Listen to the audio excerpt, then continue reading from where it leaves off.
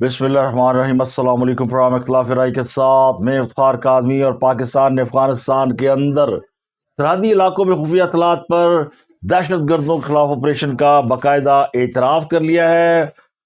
तर्जमान दफ्तर खारजा ने यह दावा किया है कि दहशत गर्द ग्रुप ऑपरेशन का अहम टारगेट हाफिज गुल बहादुर से ताल्लुक़ रखने वाला ग्रुप था। हाफिज गुल बहादुर ग्रुप कालदम TTP से मिलकर पाकिस्तान में दहशत गर्द हमलों का जिम्मेदार है। इसके अलावा दूसरी बड़ी खबर, शेर अफजल मरवत ने माफ़ी मांग ली है और तहरीक इंसाफ की कोर कमेटी के इजलास की अंदरूनी कहानी सामने आ गई है।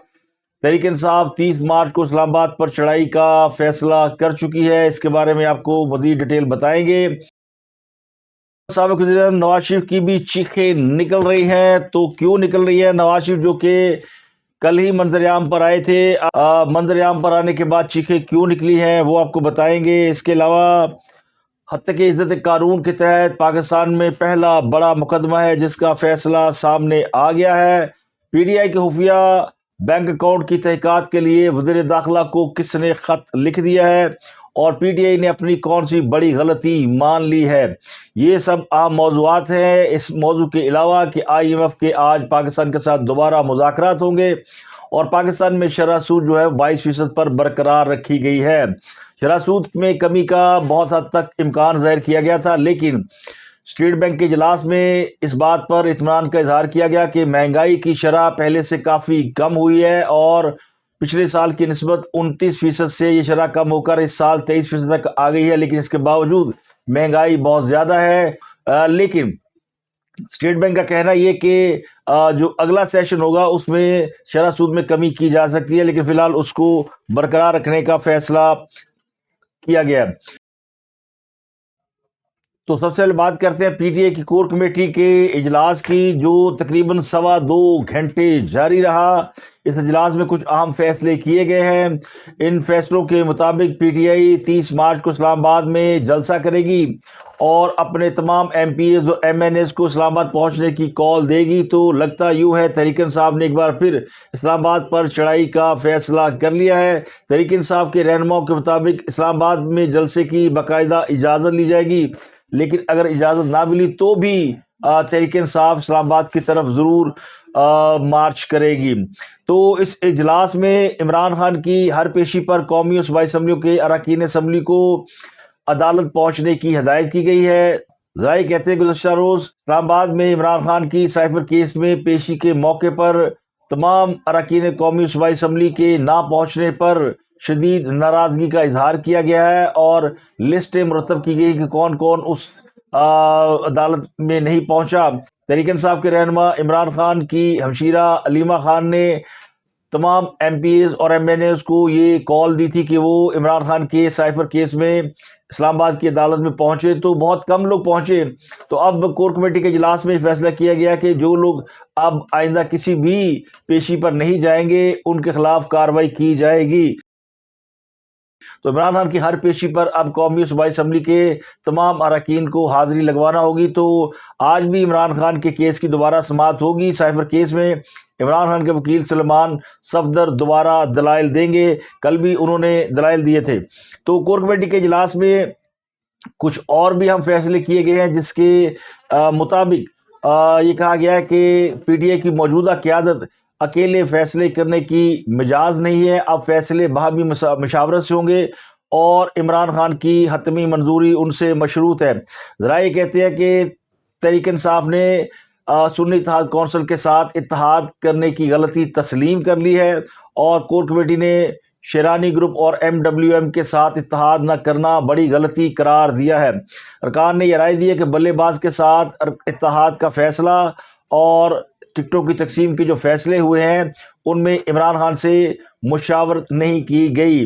तो पार्टी ज़राए के मुताबिक MWM के साथ इत्तेहाद न करने का फैसला दुरुस्त साबित नहीं हुआ। सुन्नी इत्तेहाद कौंसिल की बजाय शेरानी ग्रुप के साथ इत्तफाक करना चाहिए था। तो ज़राए कोर कमेटी के मुताबिक कोर कमेटी ने सेनेट के लिए मिर्ज़ा मोहम्मद अफरीदी के नाम पर भी तहफ़्फ़ुज़ात का इजहार किया है। मिर्ज़ा अफरीदी की 9 मई और बानी PTI के अहले खाना से मुतल्लक गुफ्तगू पर भी शदीद रद्द-ए-अमल का इजहार किया गया है। تحریک انصاف کے رہنما شیر عبد المرون نے کمیٹی کے سامنے اپنے متنازع بیانات پر معافی مانگی، اور کمیٹی نے علی ظفر کو بھی وارن کیا ہے کہ وہ آئندہ بیان دیتے ہوئے محتاط رویہ اختیار کریں۔ اور پاکستان تحریک انصاف کے رہنما شیر عبد المرون نے کور کمیٹی کے اجلاس کے بعد بریفنگ دیتے ہوئے کہا کہ 3 بڑے اہم فیصلے ہوئے ہیں، جن کے مطابق مرکز اور صوبوں میں بھرپور احتجاجی تحریک چلائی جائے گی، اور 30 مارچ کو پہلا جلسہ اسلام آباد میں ہوگا۔ انہوں نے کہا کہ اب ہمارے درمیان کوئی غلط فہمی نہیں، تمام غلط فہمیاں دور کر دی گئی ہیں، آئندہ جو بھی فیصلے ہوں گے وہ کور کمیٹی کے ذریعے ہوں گے۔ کور کمیٹی نے خان صاحب کے اس عزم کا اعادہ کیا ہے کہ اپوزیشن کے طور پہ ہم مرکز میں اور ملک بھر میں بھرپور احتجاجی تحریک چلائیں گے۔ اس ضمن میں پہلا جلسہ جو ہے وہ اسلام آباد میں ہوگا 30 مارچ کو۔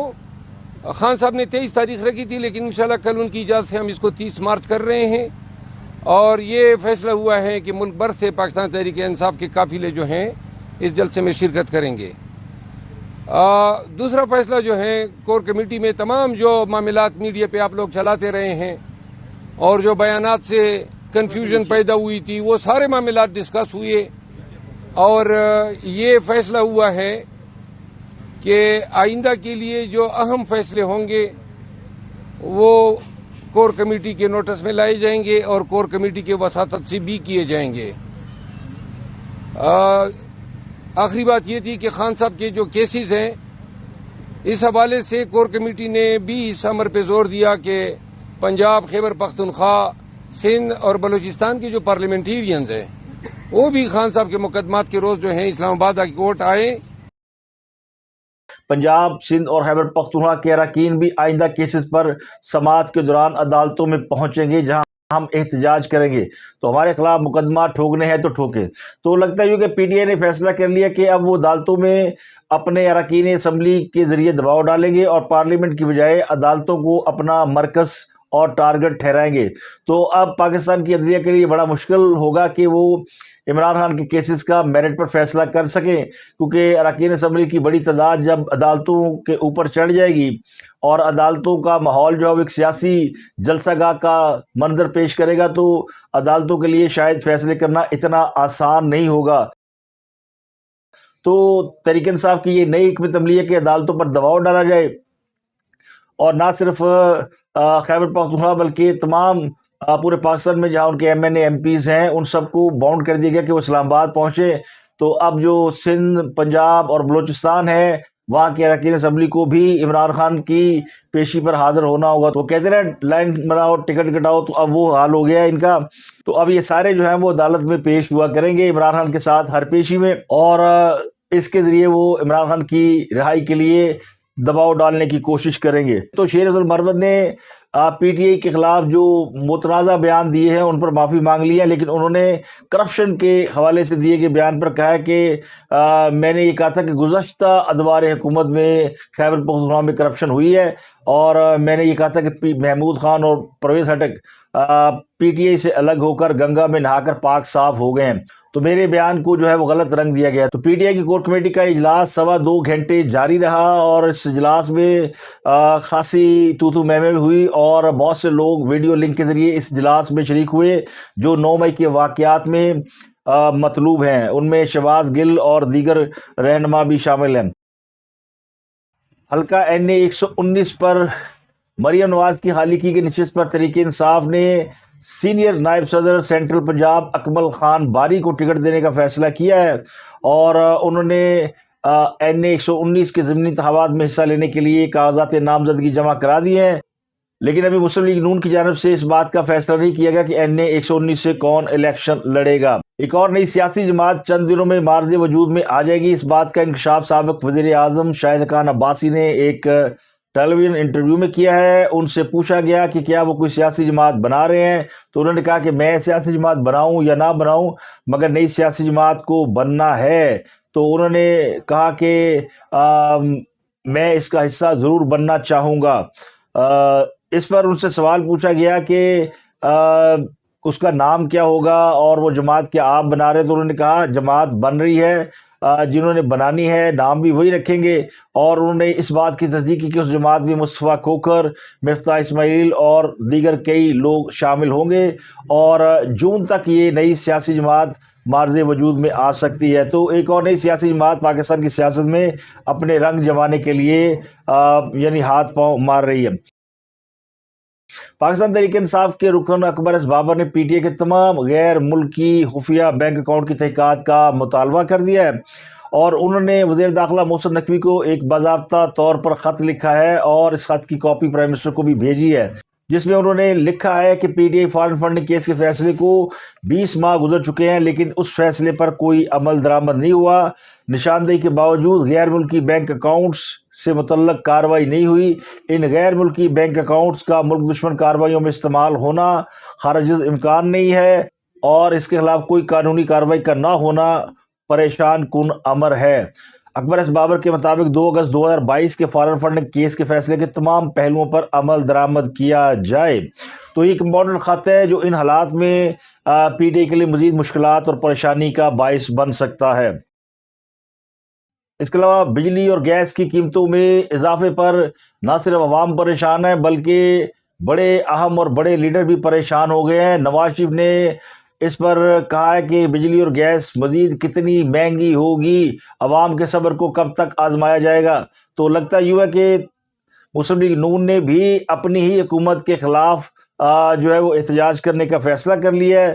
لاہور میں آج انہوں نے مریم نواز کے ساتھ مل کر کئی اہم اجلاسوں کی صدارت کی اور اس میں انہوں نے کئی اہم فیصلے بھی کیے۔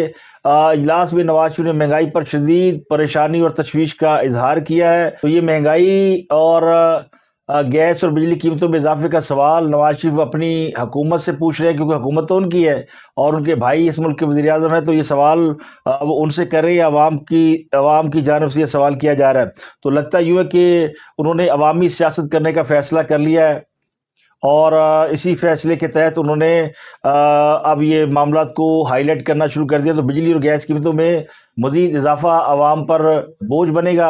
1 جولائی سے سوئی سدرن گیس اور سوئی نادرن گیس دونوں نے گیس قیمتوں میں اضافے کے لیے باقاعدہ درخواستیں دائر کر دی ہیں، اور بجلی قیمت میں بھی اضافہ ہو رہا ہے۔ اس کے علاوہ آئی ایم ایف کے ساتھ کل مذاکرات فائنل نہیں ہو سکے، تو آج مذاکرات کا ایک اور راؤنڈ ہوگا، مختصر حتمی راؤنڈ ہوگا، جس میں بہت سارے اہم فیصلے کیے جانے کی توقع ہے۔ اس کے علاوہ پاکستان نے کل افغانستان کے اندر گھس کر دہشت گردوں کے ٹھکانوں پر حملہ کیا، تو اس کے بعد سے دہشت گردوں کی چیخیں نکل رہی ہیں۔ پاک فوج نے بہت سی ایسی ٹیلی فون کال جو ہیں وہ انٹرسیپٹ کی ہیں، جن میں دہشت گرد ایک دوسرے کو یہ اطلاع دے رہے ہیں کہ پاکستان نے رات کو کارروائی کرنے کے بعد رات کو ایک بڑی کارروائی کی ہے، جس سے سو کالڈ مجاہدین کے بڑے ٹھکانے تباہ ہو گئے ہیں۔ وہ خود کو مجاہدین کہتے ہیں لیکن پاکستانی عوام انہیں خوارج کہتے ہیں۔ تو پاکستان نے افغانستان میں دہشت گردوں کے خلاف فضائی کارروائی کی نہ صرف تصدیق کی ہے بلکہ یہ مانا ہے اور یہ اعتراف کیا کہ پاکستان نے حافظ گل بہادر گروپ اور کالعدم ٹی ٹی پی کو نشانہ بنایا ہے اور افغان سرزمین پر موجود ٹھکانے تباہ کیے ہیں۔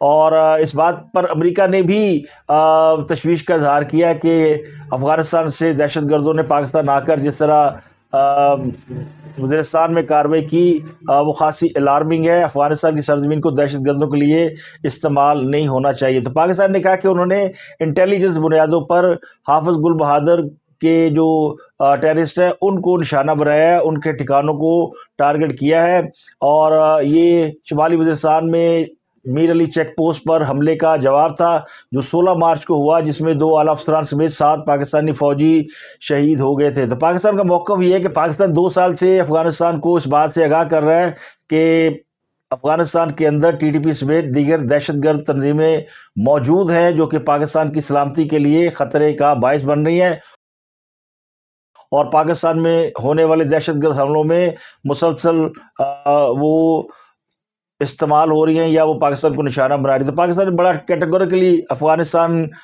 کو نہ صرف یعنی بتایا کہ آئندہ بھی کچھ ایسا ہوا تو گھس کر ماریں گے، اور اب جو ہمارا ہے وہ بھی ایسا ہے۔ افغانستان کے ساتھ ہمارے برادرانہ دوستانہ تعلقات رہنے چاہیے، لیکن اس قیمت پر نہیں کہ وہ ہمارے دشمنوں کو پناہ دیں اور اس کے بعد ان کو ڈیفینڈ بھی کریں اور ان کو اپنی زمین بھی دیں اور وہ اپنی اس زمین کو پاکستان کے اوپر حملوں کے لیے استعمال بھی کریں۔ اور اس کے علاوہ ایک اہم خبر جو کہ بہت ساری خبروں کے اندر دب کر رہے گی، اور وہ خبر ہے پاکستان کے اندر حد عزت کے قانون کے تحت ایک سیاستدان کو 15 کروڑ روپے جرمانہ ہونا۔